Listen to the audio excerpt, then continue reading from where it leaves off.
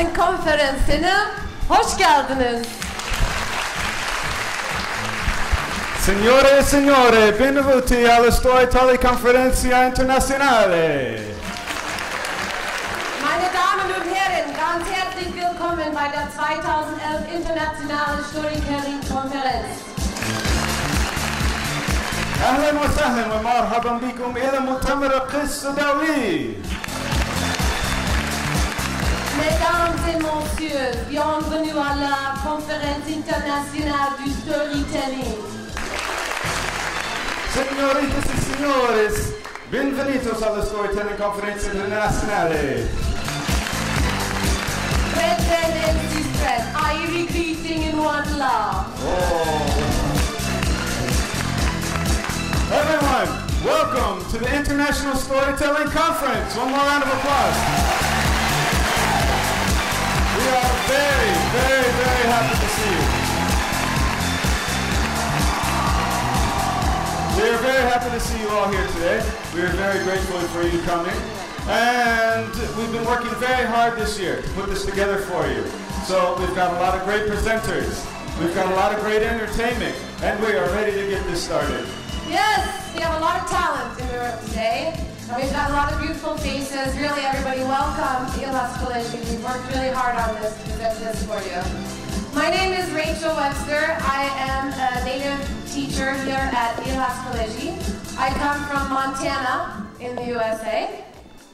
And my name is Thomas. I'll also be a presenter here for you today. And my wife and I have come from Seattle, Washington, about a year ago, here to Turkey. And Rachel and I are both teachers here at İhlas College and proud to be so. And we know that a lot of you have come from many places far away to be here with us today. Yes, as I know, we have people here from Edirne. Come on. İzmir, Çanakkale. Muğla, Tekirdağ. Aydın, Kırklareli. Antalya, Bursa. Mersin, Beylikdüzü. Kayseri, Karabük. Konya, Eskişehir. and Ankara, and many places from all over Turkey and many other places as well. Welcome.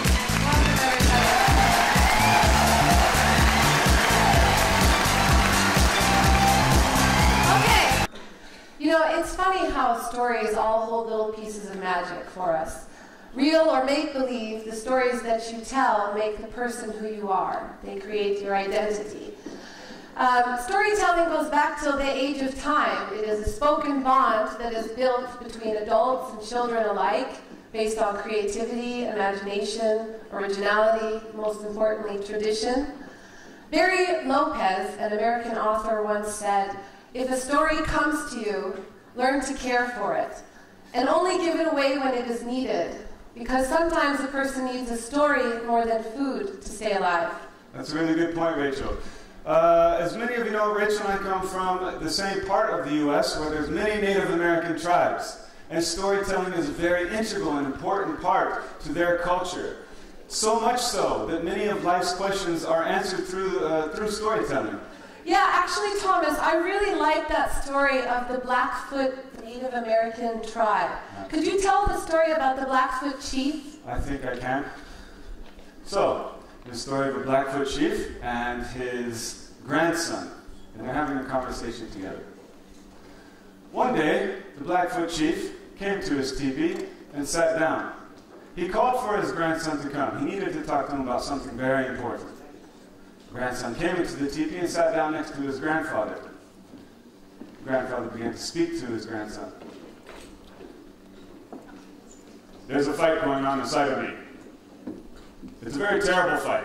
It's a fight between two wolves." The grandson looked amazed. "A fight going on inside my grandfather with two wolves? What's going on? What is this? What's going to happen?"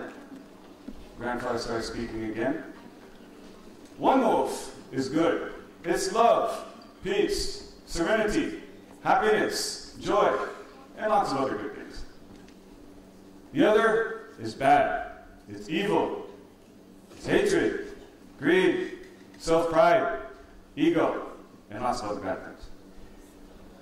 Grandson looked at his father in amazement. These two wolves, polar opposites. The grandfather said to his grandson, "This fight is going on inside of you, grandson, and inside of every other person as well." Grandson, "It's going on inside of me too? 2 wolves are inside of me?" And then he asked his grandfather, "But which wolf will win?" "Grandson, the wolf that will win is the wolf which you feed." Ah. Okay, so I have another story. Okay, Thomas, so it's another Blackfoot Indian story. So could you please be the chief again? I would love to be the chief again. I like being chief. Okay, so this same Blackfoot Native American chief also had the burden of having to tell the tribesmen the weather, because, he had to educate his tribe. Yes, that's the music. He also liked the president. Okay, anyways, so one day one of the tribesmen came to him and said, "Hey, is it going to be really a very cold winter this winter?" "Yes, it's going to be a very cold winter. Take the people and go out to the woods. Pick up all the firewood that you can find." So the tribesmen went out and they gathered wood and they gathered scraps. And while they were gathering the wood, the chief just kind of wanted to make sure that his intuition was right. So he grabbed out his cell phone and he ended up calling the National Weather Service. "Hello, National Weather Service. I need to know if it's going to be a very cold winter this winter." "Yes, it's going to be a very cold winter this winter." "I see. Thank you." Okay, so about 2 weeks later, another tribesman came to him and said, "Hey, Chief, we've been collecting wood and scraps of wood for like 3 weeks now, and the weather hasn't changed. Are you sure it's really going to be a very cold winter?" "Yes, I'm quite sure it's going to be a very cold winter. I need you to take all of the people out to the woods and pick up every last piece of firewood that you can find." So all the tribesmen went back out again. They were cutting down trees. They were gathering scrap and wood. And of course, the chief, being neurotic and insecure, called the National Weather Service again to ask if he was right. "Yes, National Weather Service, is it going to be a very cold winter this winter?" "Yes, I believe it's going to be a very cold winter this winter." "I'm sorry, I need to be sure. Is it going to be a very cold winter this winter?" "Yes, it's going to be a very cold winter this winter because the Blackfoot Indians are collecting wood like crazy." Oof, yeah. Okay. Good. As you can see, storytelling is very important to the Native American culture in America. It's the origins of many of their ways of relating information. Storytelling is also very important to Turkish culture, as we know. When Thomas and I first came here, we were talking a lot about this in light of also the music. We were thinking, man, our students know a lot about Native American history. Right. They're always saying, "Hey, the Apache music?" And I was like, wow, you guys are really educated. You know more than me about Blacktail. Me too. The students are like, Thomas teacher, do you know Apache now? Apache? Wow, he knows about America? Wow, this is great. Not quite the truth. Yeah, because then we found out actually what the Apache music was. Thomas, can you hit it?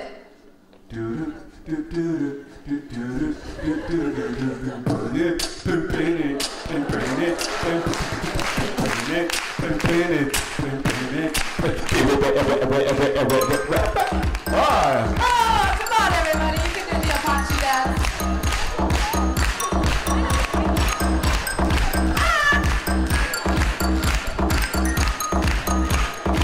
Okay. Anyway.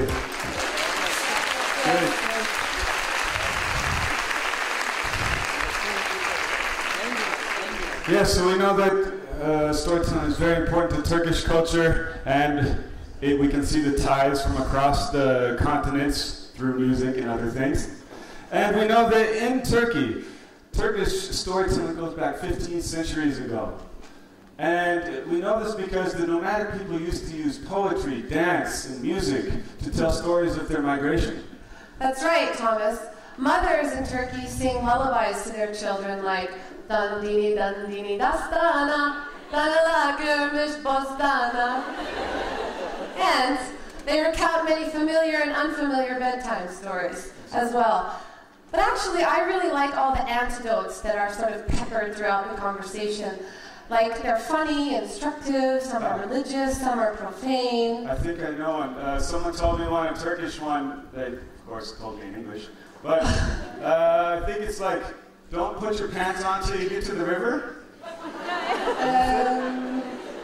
No, I think it was don't cuff your pants until you get to the river. This makes more sense. I was wondering what that would look like. But I do know an American one as well. It's very, very famous, right? Don't stop till the fat lady sings. I think it's not over until the fat lady sings. Okay, I paid too much for university. I didn't know very much. Yes. I don't know very much, but the Turkish people do know a lot about storytelling. And we know this because they've taken from the Byzantine Empire, from the Asian tradition, of course from Islamic heritage, from the Balkans and the rest of Europe as well. Yes, and we can name all the places that the Ottomans went and all their tales of migration, but we'll be here until the lunch break. So, let's begin, and let's start. Wait, sorry, more talking. Not start. But before this, we would like to give you an idea of what's in store for the day. A very exciting program, lots of presenters, lots of entertainment. In the morning time, we're going to have Andrew Wright, and we're going to have Laura Woodward come on the stage for you. Very excited about them. We're going to take a break for lunch after that. In the afternoon, please don't go anywhere. It's going to be very exciting. We're going to have Mr. Abby Patrick from France, Godfrey Duncan, also known as Tube, from the UK, with Guyanese origins, and Mr. Ben Haggerty, also from the UK. Very exciting and wonderful people. You'll be honored to meet them. Yes, and unfortunately one of our presenters cannot be here today, Mr. Mats Raymond. Due to an untimely stroke, he is at home, but he says hello to everybody, and I think we can all keep him in our thoughts today. Keep him in our thoughts. One more order of business. We need to talk about the raffle. You should be very excited about the raffle. It's going to be at the end of the program, so make sure you stick around. The way this will work is on your name card that I had on before. On the back of it, there's a number.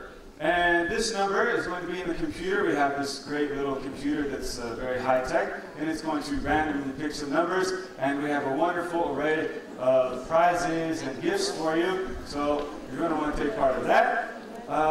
We also have an amazing chance for you to win a 2-week paid teacher course in the UK. This is brought to you by British Side.